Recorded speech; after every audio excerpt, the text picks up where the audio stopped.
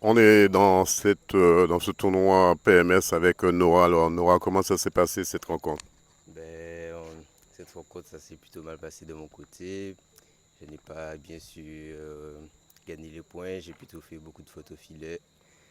Faut dire que en attaque, je suis pas non plus très bon et il a joué sur ça. Olivier n'est pas si fort que ça, mais Olivier renvoie tous les balles. C'est peut-être là qu'il t'a désaxé un petit peu, le fait qu'il renvoie tous les balles. Oui, c'est effectivement ça qui m'a désaxé.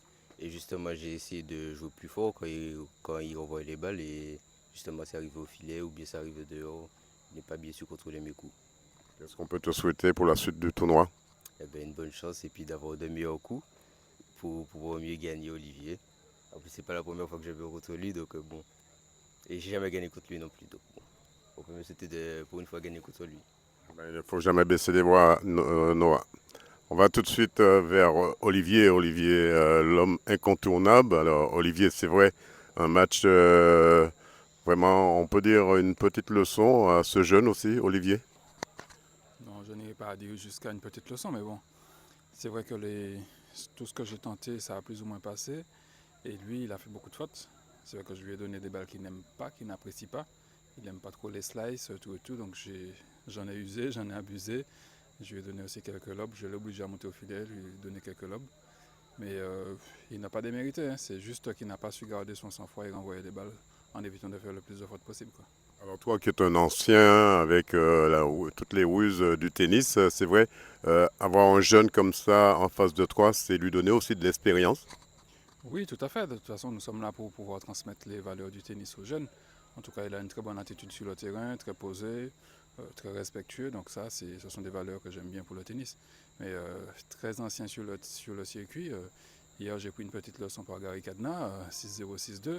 Là, c'était l'inverse. C'est moi qui étais en train de prendre des cours de tennis, quoi. Donc lui, il faisait aucune faute et moi, j'ai fait toutes les fautes. Donc en fait, c'était le cas inverse hier. Gary Canva qui était sûrement avait une bonne météo puisque c'est Monsieur Météo. Et on le retrouva. Alors Olivier, c'est vrai, vous êtes le directeur du tournoi, le juge arbitre du tournoi ici. Comment se déroule ce tournoi? Ben, pour l'instant, ma foi, ça va. Nous avons eu du beau temps pratiquement jusqu'à maintenant. J'espère que ça va durer jusqu'au final, jusqu'au 4 juin. Mais pour l'instant, ça va. Les grosses pointures commencent à rentrer fin de semaine, cette semaine et la semaine prochaine. De toute façon, il nous reste 8 jours. Donc normalement, ça devrait commencer à cogner sérieusement à partir de début de semaine prochaine.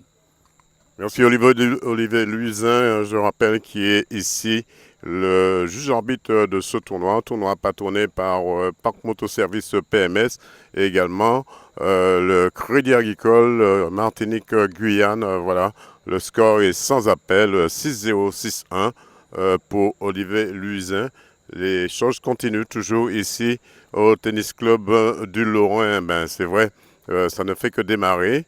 On a déjà entamé la deuxième semaine de ce tournoi. On espère que d'ici là, on verra les grosses pointures arriver, comme le disait Olivier Luzin, avec notamment le match qu'il a subi face à Gary Cadena.